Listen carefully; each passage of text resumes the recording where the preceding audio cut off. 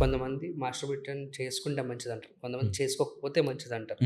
కొంతమంది 21 days 21 times చేసుకుంటే మంచిది అంటారు. సో, ఇదన్నిటికి ఒక ఫుల్ స్టాప్ ఒక ఆన్సర్ అంటే మీరేం చెప్తారు? సో మాస్టర్బేషన్ సిన్ అని కూడా అంటారు. ఇది ఒక పాపం అని కూడా కొన్ని రిలీజియన్స్లో కానీ ఇబ్బంది పడతారండి.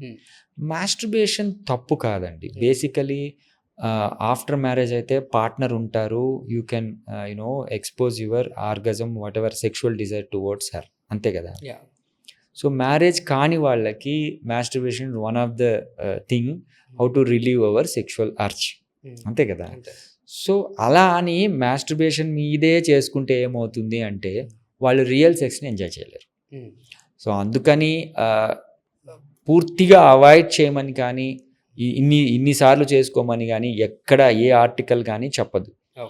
సో నేను నా క్లయింట్స్కి, నా పేషెంట్స్కి నేను చెప్పడం ఏంటి అంటే, విపరీతంగా పోర్న్ అడిక్ట్ అయిపోయి మాస్టర్బేషన్ రెగ్యులర్గా చేసుకునే వాళ్ళకి పోర్న్ అడిక్షన్ తీసేసి విడిగా మాస్టర్బేషన్ ఎప్పుడో వీక్లీ వన్స్ చేసుకోవడం అని చెప్తాను. సో అందుకని don't add masturbation with pornography.